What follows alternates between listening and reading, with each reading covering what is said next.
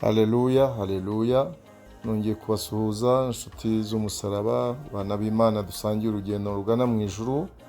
Ni Pastor Dr. Gakwaya Emmanuel uri kumwe namwe. Nanone tugiye kureba ibijyanye no gusabana n'Imana. Ijambo tuganiraho muri Matayo igice cya 7 umurongo wa 8 rivuga ngo kuko umuntu wese usaba ahabwa, ushatse abona, nukomanga agakingurirwa.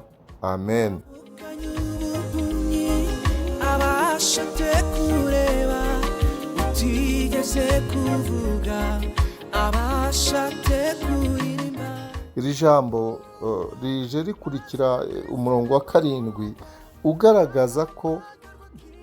ugaragaza ibigomba gukorwa ari byo bivugwa muri uyu murongo wa 8. Ariko kubera ko hatangira ngo kuko, ni ukuvuga ngo biriya bya mbere, niba udasabye ntabwo ushobora guhabwa, kuko usabye ahabwa. Bishaka ko rero usaba, bishaka ko dushaka kugira ngo dushobore kubona ikintu. Ntabwo waba bataye ikintu nutagishaka ushoboye kukibona. Ntabwo utakomanze ku rugi ntushobora gukingurirwa. Ni ukuvuga rero ngo kuko umuntu wese usaba ahabwa. Birashaka kuko rero bisobanura ko, biradusobanurira neza yuko ari itegeko kugira ngo tugombe gusaba kugira ngo dushobore guhabwa. Ni itegeko kugira ngo dushake kugira ngo dushobore kubona. Ni itegeko kugira ngo dukomange ku rugi kugira ngo dushobore gukingurirwa. Niba tutabikoze rero, tutabikoze uko ari bitatu, kuko ni inzego 3 zo gusenga, ntabwo Imana izaduha ibyo dukeneye. Ahubwo kuko niyo mpamvu hariho gusenga, niyo mpamvu Imana yashyizeho inzira yo gusenga kugira ngo iduhe ibyo dukeneye, itugeze ku masezerano yacu. Kuko gusenga bidufasha kugera ku masezerano yacu. Twibutse Uwiteka, yega ababizi, ariko ashaka ko tubikora. Ni itegeko ry'Imana. Tugomba rero gukomeza gusaba, tugomba gushakashaka no gukomanga. Tugomba guhora dusenga. Tugomba rero kumenya nanone muri uko gusa, tukamenya n'ubushake bw'Imana. Imana ubushake bwayo ni ubuhe kuri twebwe, ngo tumenye icyo dusaba, ngo tumenye tugiye gushakashaka Imana kugira ngo tuyibwire iki, tugiye gukomanga ku rugi rw'Imana kugira ngo tuyibwire iki. Isengesho kuko ni intwaro ikomeye tugomba buri gihe gukoresha, kuko ni itegeko ry'Imana. Iyo dusomye mu Batesalonike, urwandiko rwa mbere rw'Abatesalonike mu gice cya 5 umurongo wa 17, niho ngo musenge ubudasiba. Nicyo hatubwira, gusenga ubudasiba.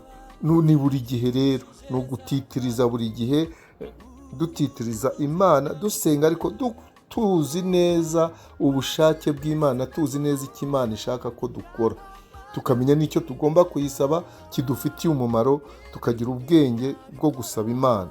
Nanone iyo usomye mu Migani igice cya 8 umurongo wa 17, niho havuga ngo nkunda bankunda, kandi abashakana umwete bazambona. Na Yakobo igice cya 4 umurongo wa 3, niho Imana itubaza ngo ese ngo muzi gusaba neza. Niba dusaba nabi, ntabwo Imana izaduha. Tugomba rero kumenya icyo Imana ishaka, tukamenya icyo Imana idutezeho, icyo ishaka ko tuyikorera, kugira ngo iduhe ibyo tuyisaba dushoboye gukora umurimo wayo. Ntabwo ari ukuduha ibyo dushaka, ahubwo Imana iduha ibyo dukeneye kugira ngo dushobore gukora umurimo wayo. Haleluya. Mu gusaba rero harimo byinshi. Noneho Yesu akaba adushishikariza cyane gushira amanga, mbese tugatitiriza mu gusenga kwacu, kandi Imana yacu irasubiza. Yesu arabitwemerera ko tuzasubizwa mu byo tuzasaba byose. Imana izadusubiza. Ntabwo Imana yaha umuntu wese ibyo ashaka, oya. Ntabwo Imana ishaka iduha ibyo dushaka byose, oya. Iduha ibyo dukennye. Ubwo rero twakwibaza ikibazo, ese tujya tumenya gusaba ibikwiriye? Kuko ibyo jyewe nkeneye ntabwo ari ibyo wowe ukeneye, nubwo ari ibyo uriya akeneye. Ibyo amaso akeneye nk'urugingo rw'itorero kureba, ntabwo ari iby'amaguru akeneye, ntabwo ari iby'amaboko akeneye nk'ingingo z'itorero, nk'ingingo z'umuryango, nk'abantu bagize umuryango. Muzi ko Pawulo agereranya nyine itorero nk'umubiri w'umuntu. Ni ukuvuga rero buri wese hari ibyo akeneye kugira ngo akore umurimo w'Imana. Niyo mpamvu twese tudakeneye ibintu bimwe. Ntabwo Imana izaduha ibintu bimwe, ahubwo izaduha ibintu bigenda byuzuzanya kugira ngo dushobore gukora umurimo w'Imana. Haleluya.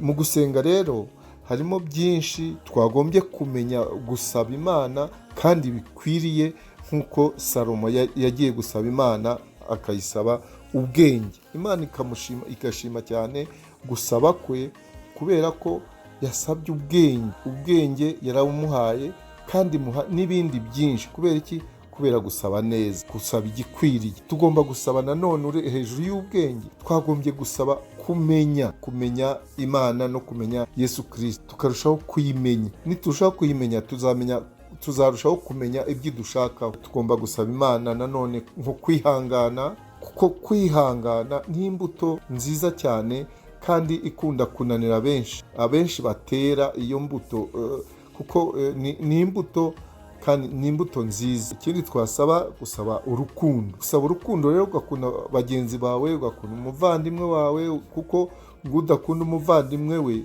Imana imubona nk'umwicanyi, niko tubisoma. Ikindi twasaba, gusobanukirwa neza iby'Imana.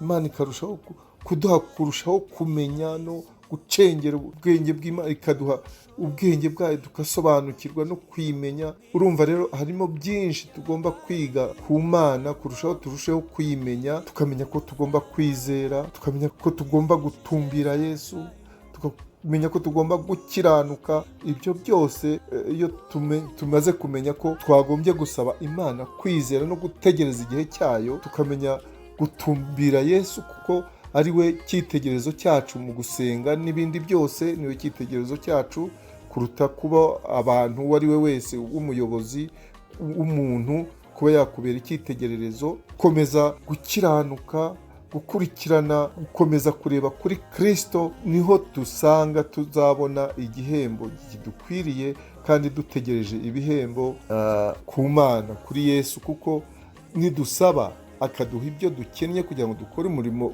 wayo, tuzawukora neza, bizaba ariho twiteguye kubona ibihembo by'ubugingo buhoraho. Kuko nta kindi dutegereje, turi mu rugendo tugana iwacu, ariko rero hagati aho tugenda dukora umurimo w'Imana.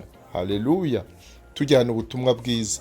Imana rero itugirire neza, turushaho kumenya gusenga neza, tubwira Imana ibyo dukennye, tutanyura iruhande tuyibwira ibiri mu mitima yacu. Ndumva muri ubwo buryo Imana izaduha ibyo dukennye, kuko iratubwira ngo ese ko turi babi, tukamenya guha abana bacu ibyiza.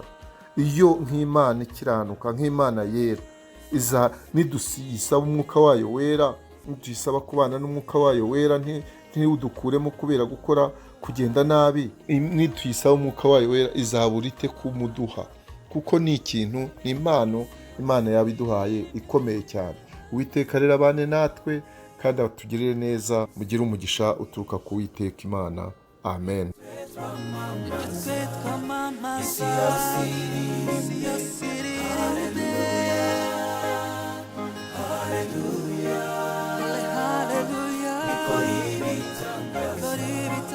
Isi yose